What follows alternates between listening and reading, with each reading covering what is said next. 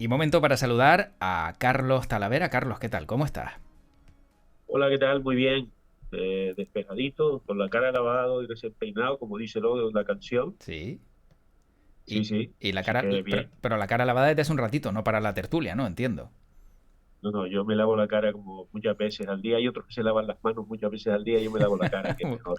Muy bien. Mejor que me la laven otros. Sí, también es verdad, también es verdad. Bueno, y también saludamos a Carlos Guitián. Carlos, ¿qué tal? ¿Cómo estás?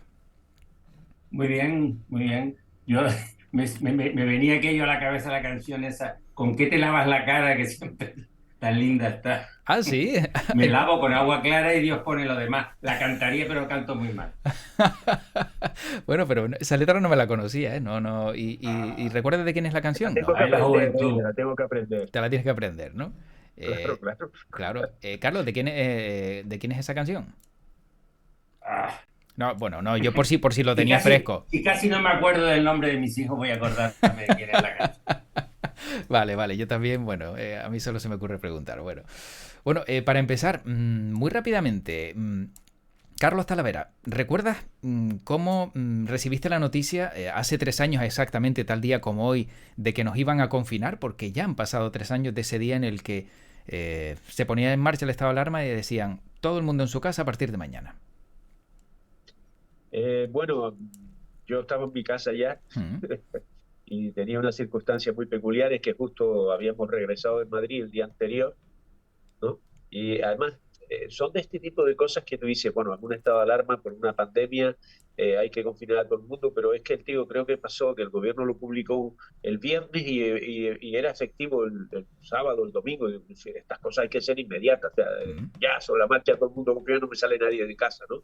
Pero bueno, era una cosa así. Y luego tuve digamos, la desgracia, ¿no? De tener que estar en mi casa confinado 23 días sin salir absolutamente porque teníamos sospecha de coronavirus aquí en casa. Mm. Pues ya digo, habíamos regresado a Madrid y parece que lo pescó mi esposa ahí en Madrid. Yo creo que también, lo que pasa es que a mí nunca me hicieron las pruebas, ahí así. Eh, y nada, tomarme la medida, yo creo casi que como medida necesaria, ¿no? Esa fue mi impresión inicialmente, ¿no? Mm. Y Carlos Guitián, ¿lo recuerdas? Sí, sí, claro. Coincido con Carlos, salvo con lo del viaje A a Madrid. Madrid, pero en la apreciación del tema Mm. creo que fue un hecho muy tremendo, nos puso en shock a todos y no había otra solución que el confinamiento. Yo lo acepté de verdad con deportividad Mm. y bueno, me acostumbré a salir solo como los viejitos. Afortunadamente mi edad permitía que paseara por ahí de vez en cuando Mm. y así lo hice. ¿Y tienen la percepción de que estos años han pasado muy rápido, estos 3 años, se ha quedado un año en balde? ¿De qué manera hemos gestionado estos 3 años? Que con la tontería, hombre, un trienio se ha notado. Sí, sí, Carlos Bueno, Talavera. vale, nada, no, sinceramente yo creo que el primer año, el año 2020, que era casi las tres cuartas partes del año 2020, un poquito más, Mm. fue un año terrible, muy duro, sobre todo los primeros momentos, porque yo justo en ese momento había, digamos, estaba ya en vías del cierre del despacho, había traspasado mi cartera de clientes, pero como no se pudo formalizar directamente con los clientes, todavía no habíamos podido hacer el traspaso de los datos informáticos, la base de datos y todo este tipo de cosas. A mí me tocó comerme los ERES aquí en el despacho, ¿no? En mi casa, perdón, con un portátil, con una pantallita pequeña. Mm. Y bueno, y los cabreos eran de subirse por las paredes con las uñas y con las que te quedaban, porque ya te las había mordido todas, ¿no? Porque la administración no estaba preparada para una situación de esa. En el ámbito, me estoy refiriendo al Sí. marco laboral social, ¿no? De seguridad social. No estaba Mm. preparado, el CEPE no estaba preparado. Y entonces nosotros, los graduados sociales y los asesores laborales en general, bien abogados, economistas, gestores administrativos, sufrimos lo que no te puedes imaginar precisamente por esa situación, una situación muy dura. Yo creo que hay en esta situación cómo se ha pasado, ¿no? El tiempo ha terminado, pues yendo poco a poco se van colocando las cosas en su sitio y todo esto y lo vamos recordando, pero es un año que pasó muy deprisa, ¿no? O sea, ahora Sí. cuando lo vemos nos parecía horrible estar en aquel momento en casa encerrado sin poder salir y ya te digo, peleándote con unos medios informáticos verdaderamente penosos. Yo tuve que presentar una vez hasta 12 veces un intento de presentación por registro Joder, de un expediente de regulación de empleo, 12 veces, y era 12 el veces. mediodía, me acuerdo que era el mediodía, y ya no me faltaba sino tirarme por la ventana, no lo hice, lo que hice pues yo, pues voy a dejarlo, voy a Mm, comer tranquilito, y después por la tarde empiezo tampoco, a la noche, a las 9 o las 10 de la noche cuando se puede presentar. Ese tipo de cosas, eso hace que luego cuando lo veas con perspectiva parece que pasó tan rápido, mm. ¿sabes? Parece como que no existe, ¿no? Y luego los años siguientes ya fueron poquito a poco, para mí han pasado rápido, pero también te digo una cosa, yo creo que a mí me pasan más rápido que como le puede pasar a mi hijo de 24 años. O sea, acá también esto un poco con la edad. No sé qué opinará Carlos Guitián de este tema. ¿Se te pasa también rápido los años, Carlos, a ti? A mí a una velocidad increíble.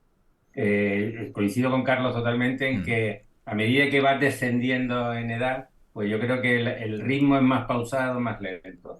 Yo ah, de esto que dice Carlos, lo que sí me gustaría que se reflexionase y se pudiese de alguna forma aprovechar la experiencia mm. es para que cuando vuelva el siguiente confinamiento no nos coja tan desprevenidos como este. Porque yo en esto sí que soy algo pesimista y no creo que haya terminado en el 2020 el tema Mm. de las pandemias.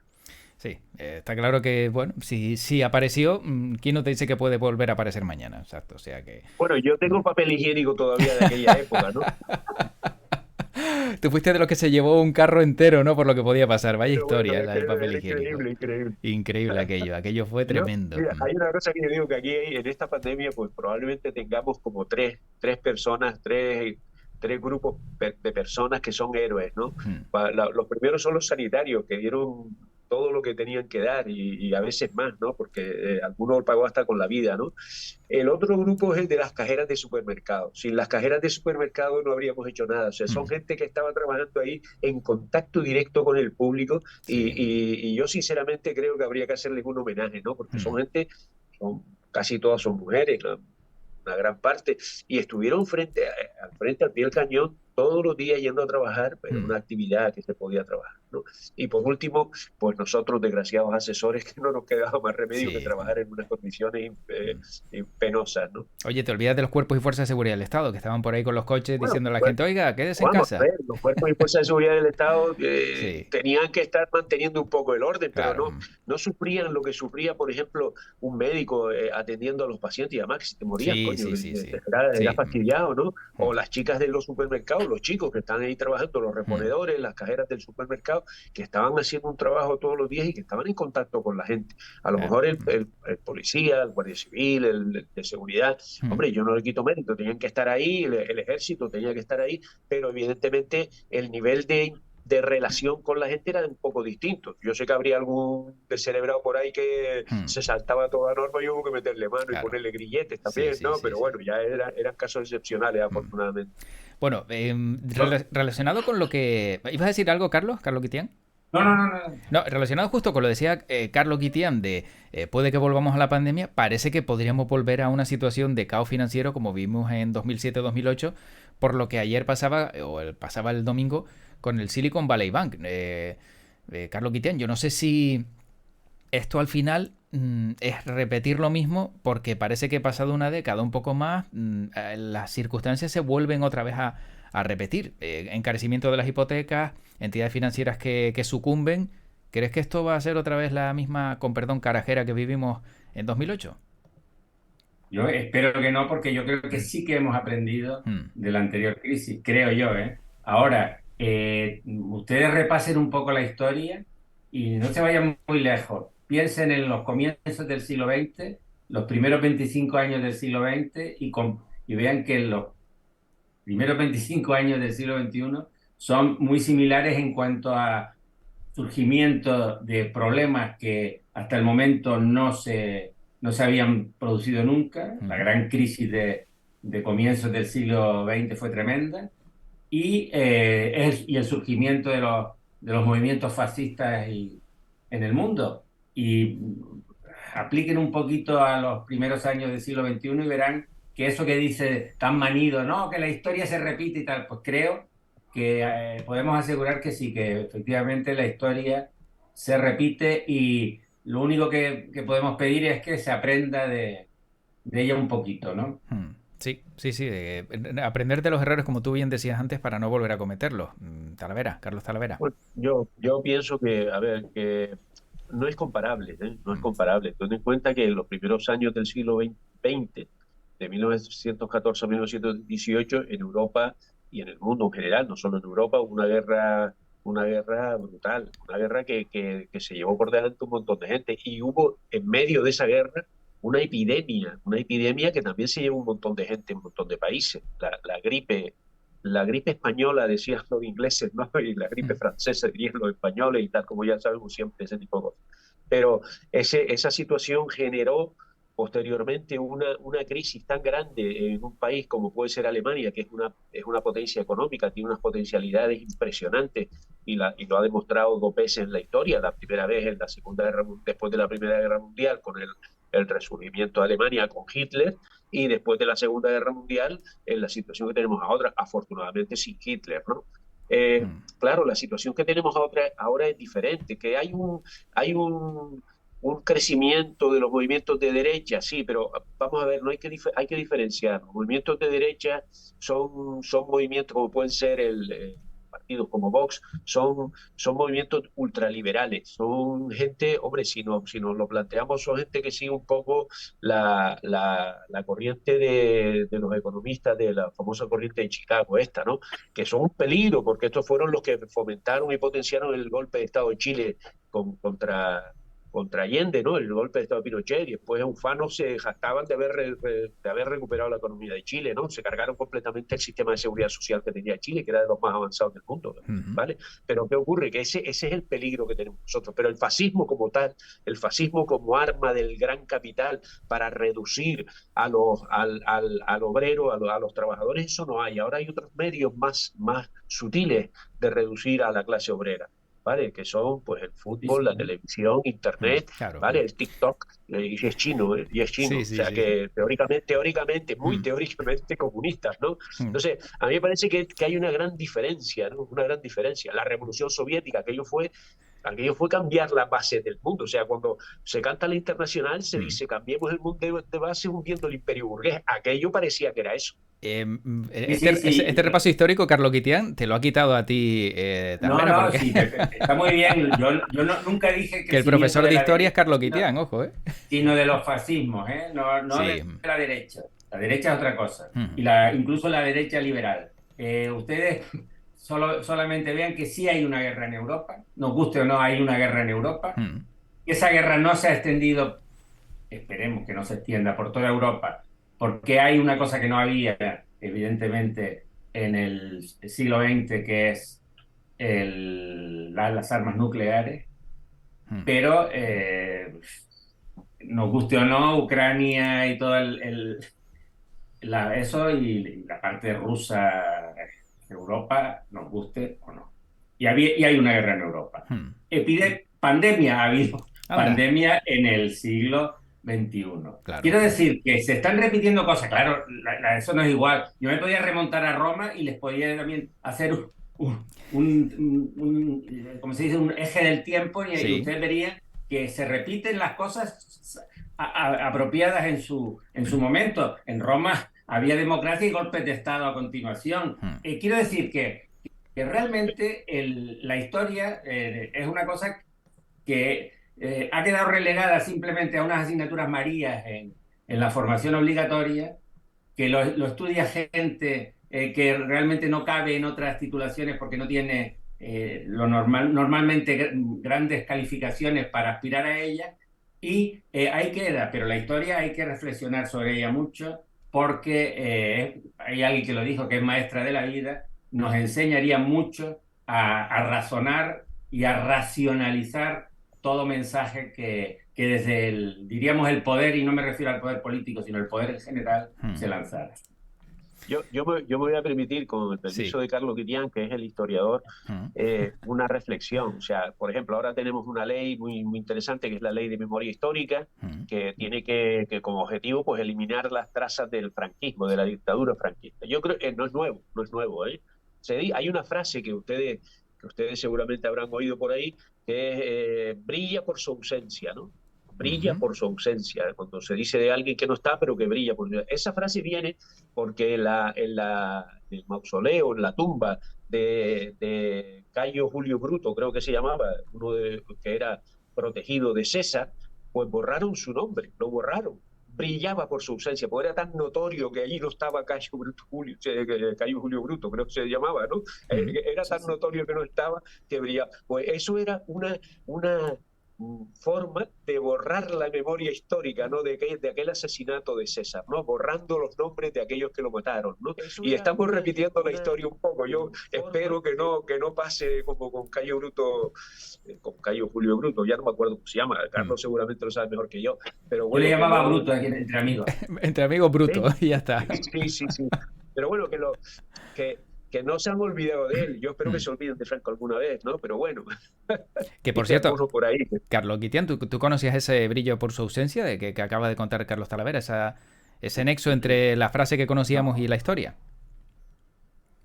no, No lo la verdad es que conocía. no. Me agrada mucho compartir espacio con Carlos porque aprende un montón de cosas interesantes. Sí, sí, sí. Y en Bueno, él. hay una página en YouTube que es muy simpática, es un chico argentino y que dice cosas que vas a aprender y que no te van a hacer falta absolutamente para nada. Pues yo debe ser un experto en eso, ¿no? En ese tipo de cosas.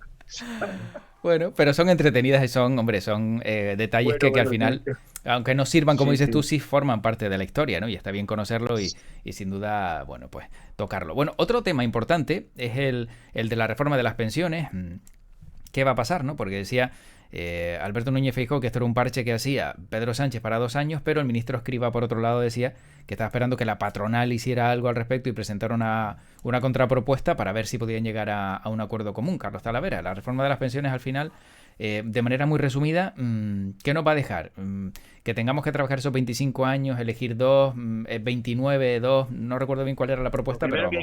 Lo primero que hay que decir es que esto no es una cuestión para 2 años, ¿vale? Ujú, 2 años será lo que le queda al gobierno de mandato, no lo sé, 2 años, 1 año y medio o algo así, ¿vale? Pero es que lo que está previsto, porque yo cuando vi que uno de los temas de la tertulia iba a ser el tema de la reforma, me puse a leerlo, porque no tenía ni pajolera idea de por dónde iban los tiros, ¿no? ujú. Entonces, claro, se está hablando hasta 2045, una cosa así, un disparate, ¿no?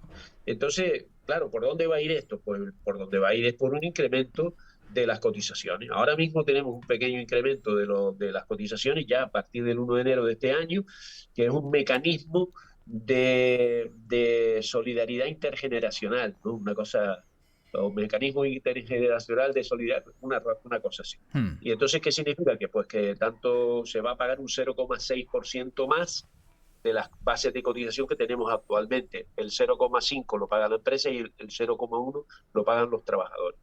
¿Vale? ¿Qué es lo que se pretende? Una de las cosas que se pretende, pues a incrementar ustedes saben que ahora mismo hay un tope de cotización. O sea, una persona gana 6 o 7 mil euros, como José Luis, y no paga sino por 495, ¿vale? La base de cotización son 4.495. La Sí. Mm. diferencia hasta los 6.000 euros, pues no cotiza, ¿no? Pues lo que se pretende ahora es establecer una cotización adicional de solidaridad también le llaman, Ajá. sobre esa parte de la base de cotización que excede del tope, ¿vale? Y entonces se pretende empezar con un 1% en breve, cuando se publique, e irlo incrementando hasta el 6%. También con esa proporción aproximada, ¿no? De que una parte la pague la empresa, cuando llega al 6%, pues el 5% lo pagará la empresa y el Hmm. 1% el trabajador, pero de la parte de la base de cotización que excede del tope, ¿no? Esa sería una de las medidas.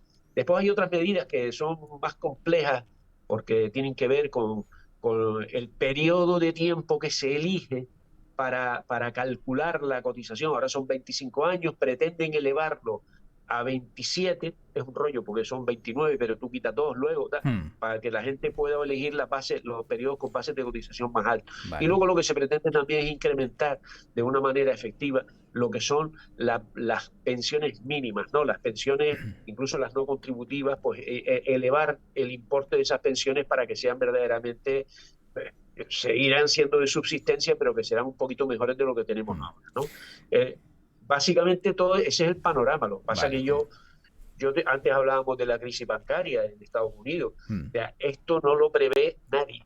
Esto no lo prevé. Y este tipo de medidas son medidas que habrá que hacer, sin duda. Yo no me, personalmente, en mi humilde opinión, ¿no? Porque no soy nadie, yo creo que no está mal que se hagan medidas de este tipo, pero las consecuencias, los efectos son muy difíciles de prever de cara a un periodo tan largo, puede ser 20 años. Carlos Quitián, ¿qué opinas? Es un tema complicado y yo confieso que personalmente me cuesta este tema de las pensiones porque voy a intentar ser muy breve, contar lo que me sucedió a mí Bien. de niño. Y es que yo, bueno, vivía en una familia acomodada, con un padre con un sueldo importante, y con 14 años muere mi padre, y vamos a poner más o menos, mi padre podía ganar al mes 80.000 euros, perdón, 80.000 pesetas. 80.000 pesetas, vale. Pues mi madre pasó a ganar 8.000 al mes siguiente. Claro. Vivíamos en una casa que no pagabas nada porque era del sitio donde trabajaba mi padre, y nos vimos fuera de esa casa y con necesidad de mudarnos en un mes. Entonces, claro, ante esto, pues yo siempre tuve la idea alrededor de mi cabeza de que esto es una tremenda injusticia. Mi madre entonces no trabajaba y no tenía posibilidades de trabajar porque era una persona que no tenía ni estudios. Entonces, ¿cómo se plantea una cosa de estas? Pues yo creo que todo lo que se le dedique a las pensiones y a compensar a la gente que menos recibe dinero por las pensiones, yo creo que es poco incluso. Entonces, por eso digo que yo estoy muy condicionado por eso y no puedo estar más a favor de cosas como las que yo hoy leo en los titulares. Fíjese, de un periódico de la provincia, poco sospechoso de ser muy progubernamental, que dice: el ministro de Seguridad Social y los sindicatos acuerdan una retribución mínima del 60% de la renta media del país para evitar que haya jubilados pobres. ¿Eso qué significa? Que ahora sí que hay jubilados pobres, que hay gente que después de estar cotizando X tiempos no tienen suficiente para vivir. Claro. Yo esto, de verdad, como antes les decía, siglo XXI, ya ha avanzado ya la velocidad que va esto, en lo personal no lo puedo admitir.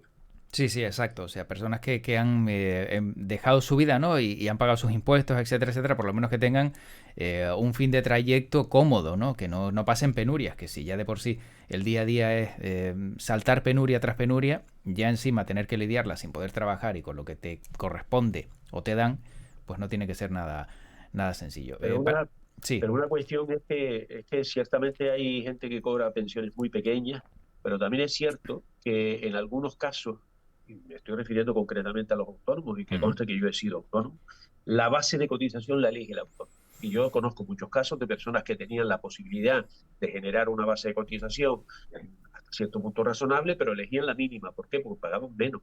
Simplemente pagaban menos. Cuando te dejan la opción de pagar más o pagar menos, pagas menos. Los trabajadores por cuenta ajena tienen que pagar lo que manda la ley, punto pelota. No hay tutía, pero los autónomos no. Entonces, claro, muchos autónomos se quejan: es que gano muy poco, gano una cantidad. Sí, pero ¿cuánto cotizaste tú? Siempre por el mínimo. No pretendas tener una pensión máxima cotizando siempre por el mínimo. No estás contribuyendo al sistema. Y a mí lo que me preocupa es, por un lado, la sostenibilidad del sistema de seguridad social. Yo soy firme partidario de un sistema público de seguridad social. Yo creo que para mí es una cuestión propia de un Estado moderno.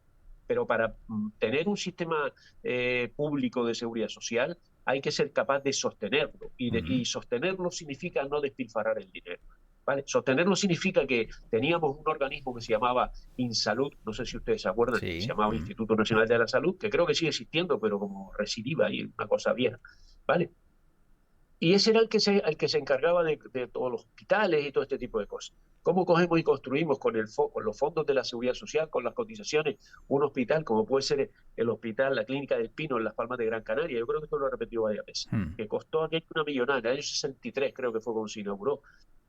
Y lo dejamos abandonado más de 10 años. Abandonado más de 10 años. Eso es tirar el dinero. Eso es tirar el dinero simplemente. Y el Estado, el gobierno, la administración, tiene que procurar no tirar el dinero. Si me meto con otras cuestiones en el ámbito sanitario, que también es seguridad social, porque aquí Mm. hemos desvinculado antes decía el inserto, pero es que aquí hemos desvinculado la salud, la Sí, hemos sacado fuera de la seguridad social. Ahora corresponde a la comunidad autónoma, no al sistema de seguridad social, aunque el servicio público de salud no deja de ser seguridad social.